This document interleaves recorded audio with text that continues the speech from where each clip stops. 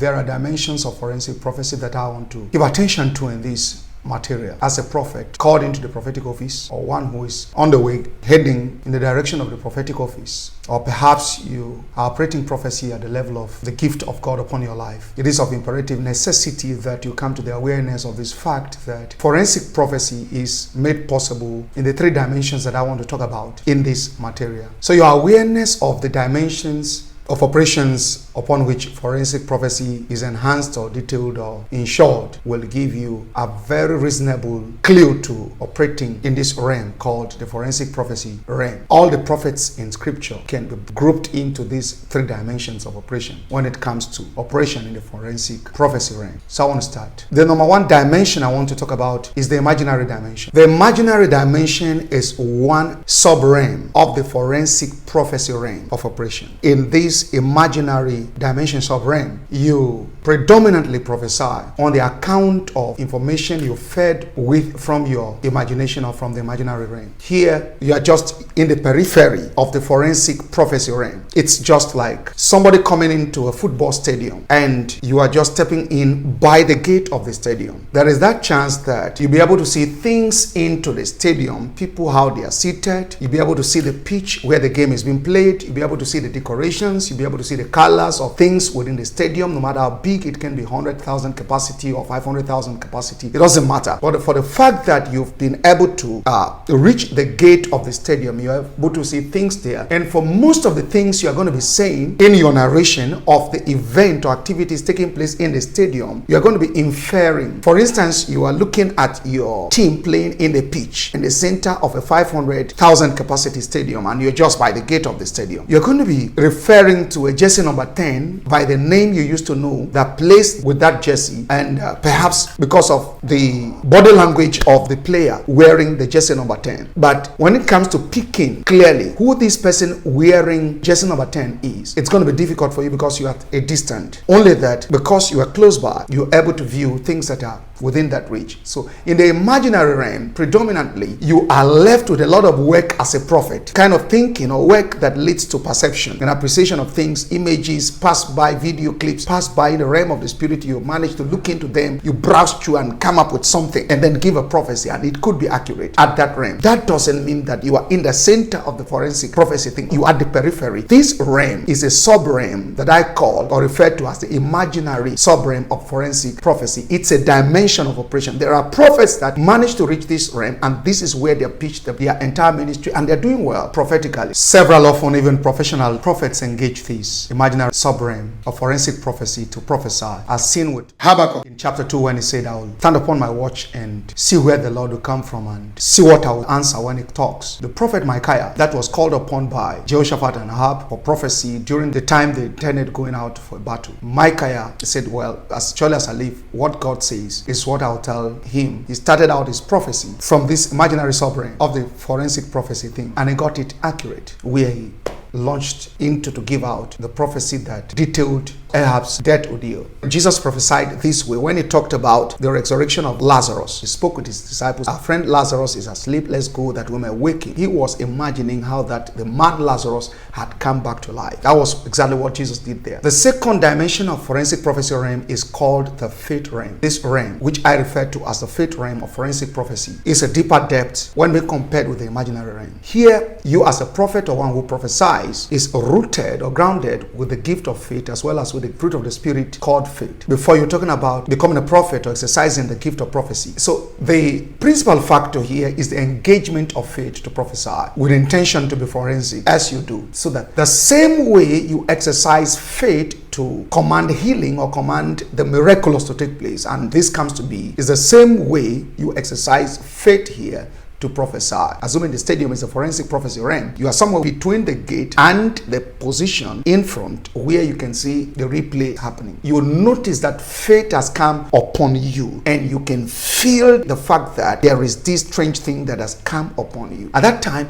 you just open your mouth and begin to release mysteries. These things are not perhaps things you've heard or things you've seen in the realm of the spirit. You just open your mouth and you are being fed. Like Jesus said that the same minute you shall be given what you shall say. Jesus prophesied this when he met Martha, and he talked about Lazarus coming back to life now. He said, even now your brother shall come back to life. That was the faith realm. When Elisha in 2 Kings chapter 6 and verse 33 said, behold, this evil is of the Lord. Why must I wait any longer? And in chapter 7 verse 1, he went forward to declare, thus saith the Lord. He plunged into forensic prophecy sovereign 2, and he prophesied by faith here. When Elijah stopped the rain or paused the rain before Ahab, he was prophesying from forensic prophecy sovereign 2, which is the faith realm. In the faith realm, anything can go. The secret here is that the person in quote prophesying is well gifted, confirmed with the gift of faith, so he can say anything in this realm, just like Samuel told Saul when he anointed him that it shall come to pass that the Spirit of the Lord shall come upon you, 1 Samuel chapter 10 and verse 6, and you shall be turned into another man. And then he added, then you shall do as the occasion shall permit you. There are men in the prophetic shoes or women in the prophetic shoes that have the capacity in them to plunge into the faith realm and make prophetic decrees and proclamations that will at the end of the day turn out to be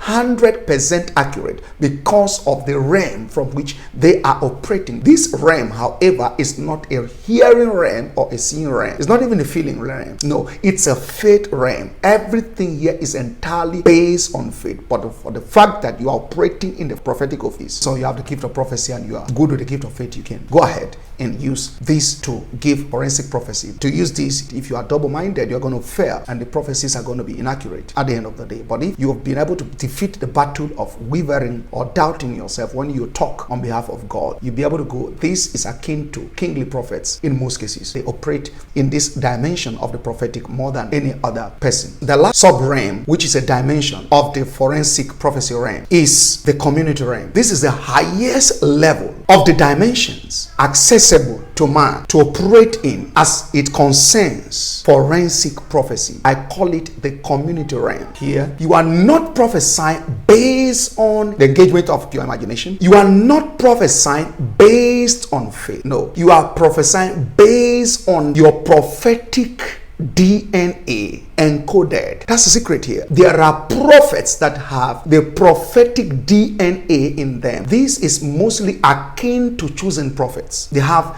prophecy in their DNA. I mean that when you are talking about all these amino acids that you see naturally in the normal DNA of a normal human being, the spiritual aspect of the DNA contain forensic prophecy already, so that they don't need to be excited at a base level without any disturbance. They are good to go. These prophets are living in the realm of forensic prophecy. The same way I'm seeing everything I have here in the studio is the same way these people are very thorough with the realm of forensic prophecy. In other words, they are sitting with you, physically speaking, but they are interacting with the world around you that is affecting you that you don't know. They can interact with the witches in your community. They can interact with the demonic conspiracy around you. They can find themselves in the world of the dead where you would have been killed and flunked into. In fact, they can interact with your future while they are sitting with you. They can interact with the office of your next appointment. In fact, they can walk into that office, come out of that office, tell you everything in that office. You are a student, they can interact with your certificate that you are yet to have written the exam for. Ever before you graduate, they already know everything about your result. In fact, they are handling your script. They pick it, they turn it up and down. They can tell you the exact writing on the seal of this certificate of yours. So the prophet is simply operating in the community of forensic prophecy. That's where he lives. And that's where he prophesies from. When you hear Ezekiel say, I was carried out in the Spirit of the Lord, he was talking about a man prophesying from the forensic prophecy community realm. That was the same dimension that John the Apostle operated. About everything in the book of Revelation was picked from this community realm. Daniel operated in the community realm of forensic prophecy stuff. This is the realm where you are intermingled with unearthly visions as well. People that operate in this realm can break scientific records. So it's the highest realm accessible to man as it concerns forensic prophecy. Most chosen prophets operate directly in this realm, but those who are not chosen prophets will progressively move into this realm. Before you can find yourself in this realm, you have to do a lot of isolations, a lot of disconnections from normal life, a lot of personal discipline, a lot of scriptural meditation, a lot of exposure to scenery, atmosphere, a lot of practicing with voice of God, voice of demons, voice of birds, voice of animals. You need to expose yourself to a lot of things. You get what I'm saying? To the level whereby you've come to personally realize and know this about yourself, that you are not the you used to know, because you must be somebody who allows for change. You allow for a lot of alterations with your life. You are easily adaptable to new things. You float with ease. These are the kind of people that, if you are not a chosen prophet, can operate eventually in this realm. In this realm, you don't look for prophecy. In this realm, you don't try to sort things out. No, in this realm, you are already in the stadium and before the pitch. If it was a scorpion tattoo that was there on the thigh of the footballer, you'll be able to pick it up. This is the realm that the sharpest prophets operate in, and it requires a lot of unearthly exercises. Even chosen prophets take out time to exercise themselves along this path in order to be good with these. Chosen prophets have a leverage with prophecy when it comes to forensic prophecy.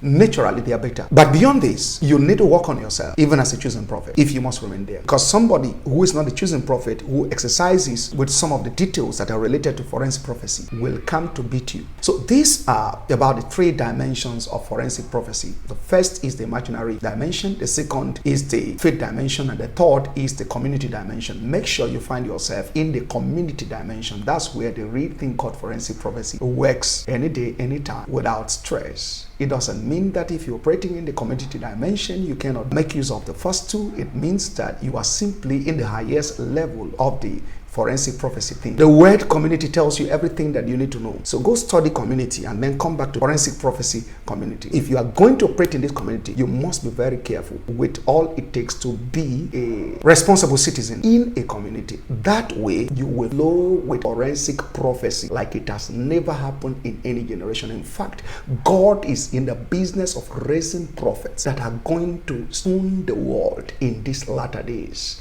Prophets in this age that are cutting-edge prophets that will make marks that have never been made anywhere in scripture prophetically. I trust you'll be one of them. Receive the grace to fly this high in Jesus' mighty name.